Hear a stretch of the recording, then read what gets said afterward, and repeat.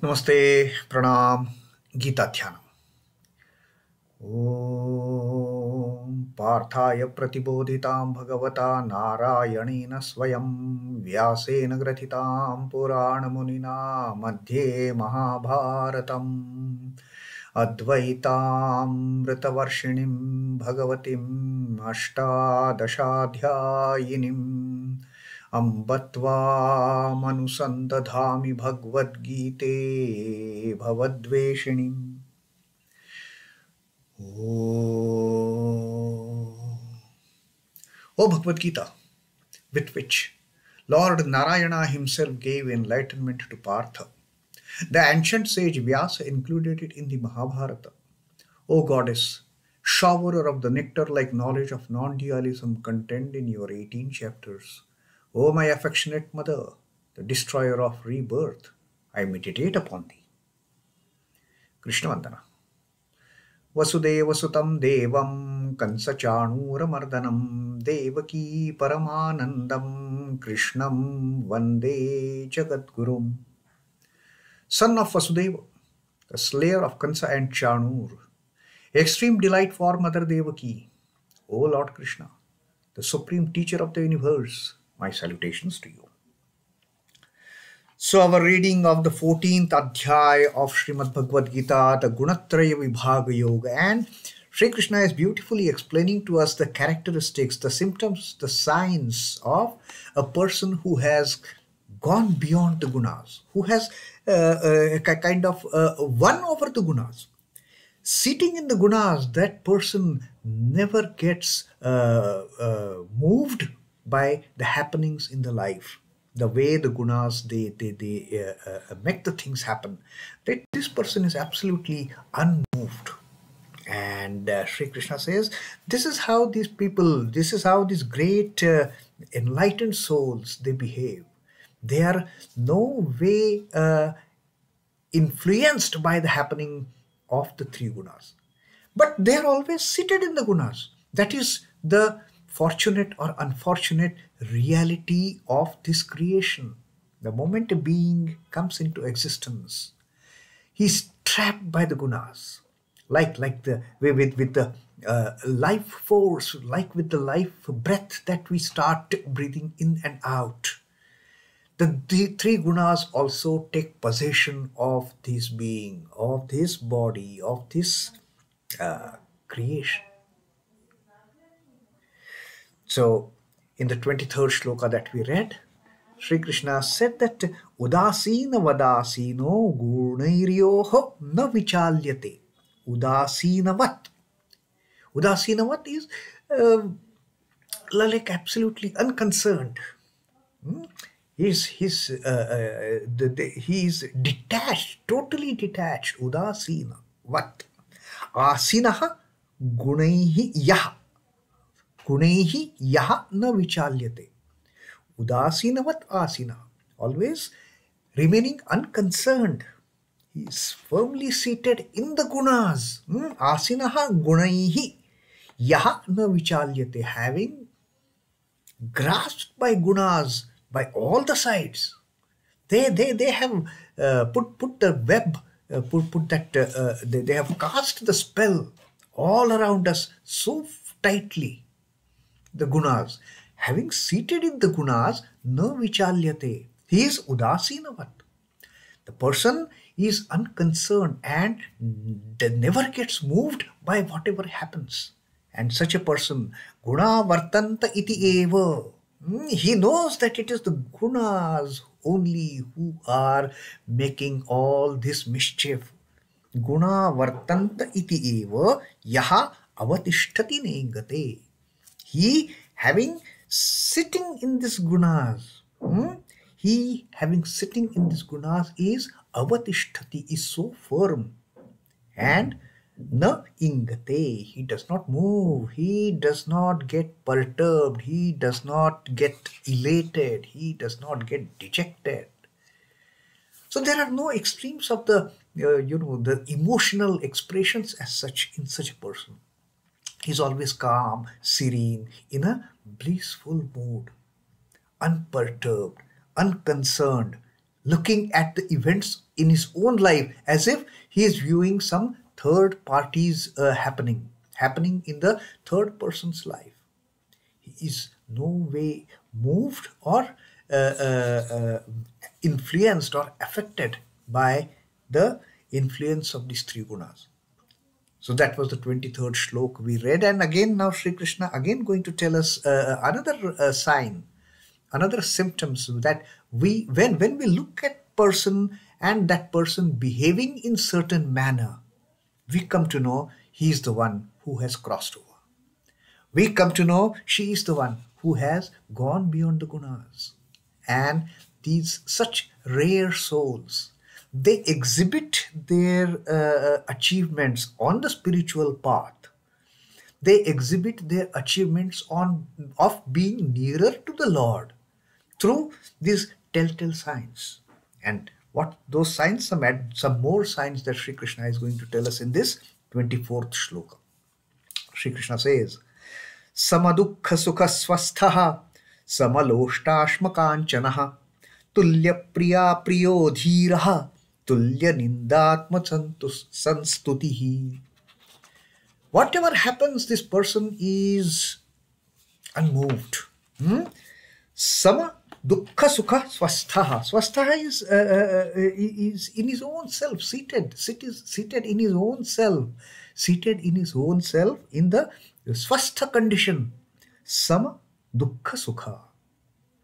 Whether it is misery, whether it is joy, he is equal, sama to both the mishaps and the good haps. Sama,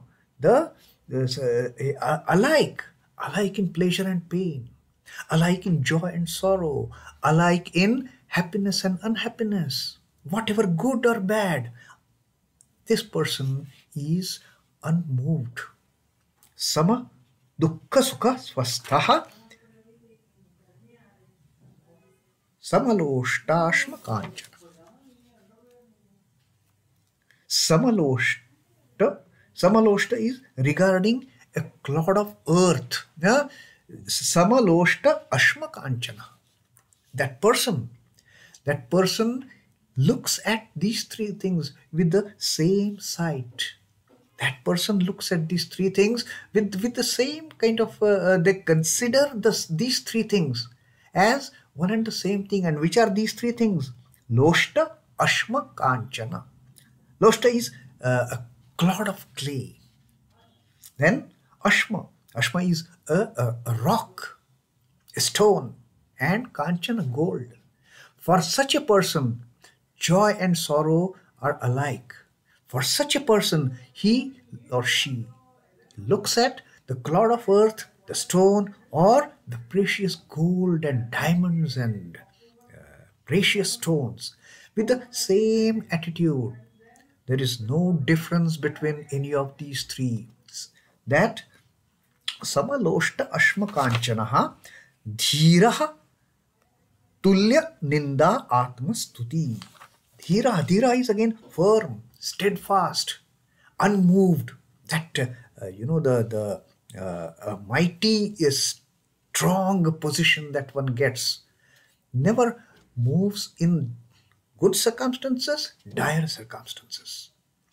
Dhīrah. So that kind of a firm person. And tulyanindātmasaṃstutiḥ.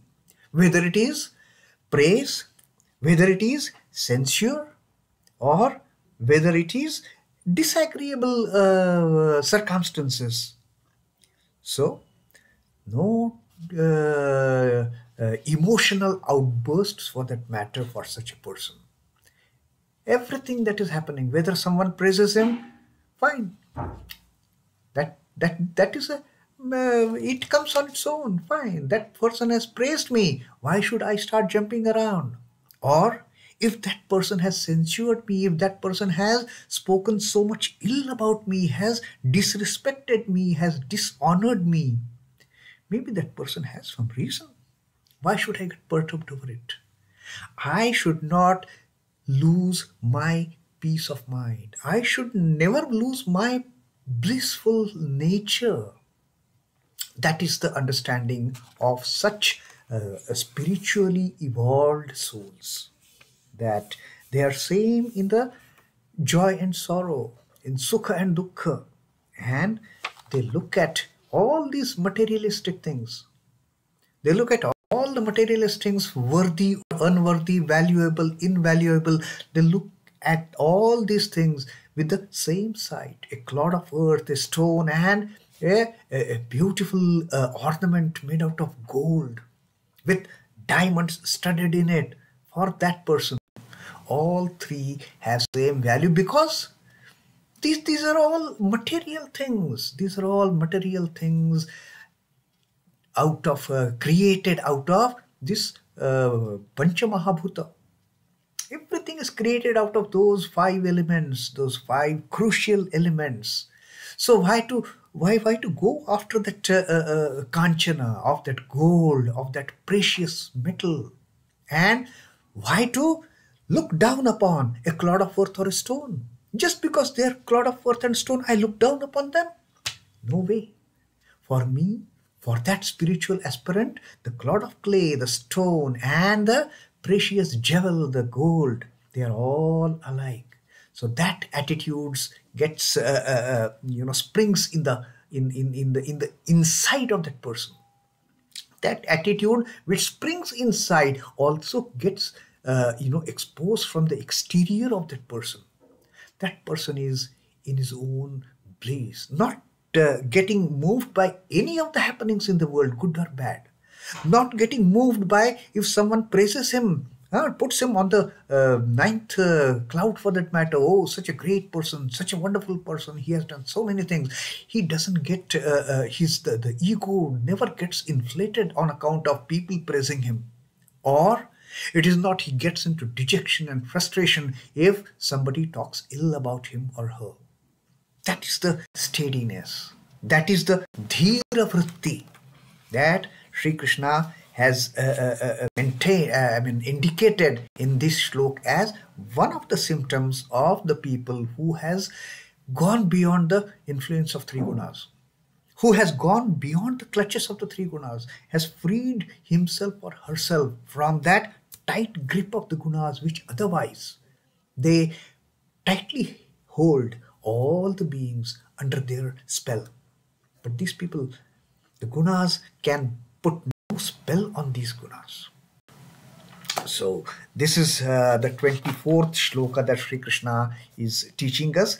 Balanced in pleasure and pain, alike in pleasure and pain, self-abiding, remaining in self, always enjoying that bliss which is there in my indweller, the bliss attached to the indweller, the bliss attached to the self here, self-abiding, and viewing, considering a clod of earth, a stone, and a precious gold alike. They are the same. They are all just a combination, permutation, combination of the Pancha Mahabhutas, and one becomes a clod of clay, and we start looking down upon it. It is of no value. What good will it bring to me? A stone, maybe, I can hit somebody. That is the only use that I can put that stone to. I cannot wear the stone in my necklace as a pendant or anything. So that stone remains stone, a lowly thing. A gold, my God. But for the knowers, for the seers, all these three are one and the same thing. And the person is same. Person is so balanced, so firm in attitude towards happening in the life. Somebody praising, somebody censuring, it has no effect. The same to agreeable and disagreeable happenings in the life, and firm, and the same in praise and in censure. So that is kind of, now this is also the quality that Sri Krishna had told us about the symptoms, the signs of a sthita prajna. He is unmoved. He doesn't get swayed by the emotions. He is beyond the EQ for that matter, beyond the emotional quotient. So balanced in pleasure and pain, self-abiding, viewing clod of earth, stone and gold alike, same to agreeable and disagreeable happenings in the life, firm and same in censure and in praise. No elation, no dejection. The gunas have assumed the form of the human body. They have also assumed the forms of various objects. So everything is because of this Prakriti. The permutation and combination of the Panchamahabhutas, that everything comes into existence. So why go after something? Why look down upon something? So that is what Sri Krishna has told. The Atman is no party to these interactions. The Jivatman, it has got nothing to do with it. The knower of the Atman remains as Atman, unconcerned with the workings of the gunas. And this is what on this particular thing, there is a very famous kind of during his time where Sri Ramakrishna was performing austerities. When he was in that mode of worshipping the Divine Mother, he performed this sadhana. Went to the bank of Ganges and with clay in one hand and precious metal, gold in another hand, and Sri Ramakrishna, he started that paisa, taka. He started throwing him in the Ganges. Here, take this clod of clay. Here, take this paisa. They are all same to me. I don't look upon them more, giving more value to the money and looking down upon the clod. No, it is not my intention at all. I look both of them as the same thing, as the creation of the Mahamaya. Whether it is a clod of earth or it is that precious, money. So this is how the elevated souls, the incarnations, the seers, those who have realized, those who have got enlightenment, they look upon the creation, the things in this creation with the same eye. No high, no low, no pure, no impure. Everything is same, everything is alike. And with that understanding, let me remain merged in myself. That svasthaḥ, that let me remain myself in myself. Why should I get perturbed? Why should I get affected? Should I get influenced by the things external? Me inside is so comfortable. Let me merge in that. Let me dive deep into that mind. That is my real nature. That is my true worth. That is my true value. Let me remain satisfied with that. Let me remain blissful in associating, in knowing that. So that is how these great personalities who have understood how the gunas work, they exhibit their knowledge, they exhibit their enlightenment through some of these external symptoms also. And when we see such people, we know he is a realized soul. When we see such people, we know she is an enlightened one. So this is the symptom, this is the characteristic, this is how the person who has crossed over the gunas, they behave living amongst us.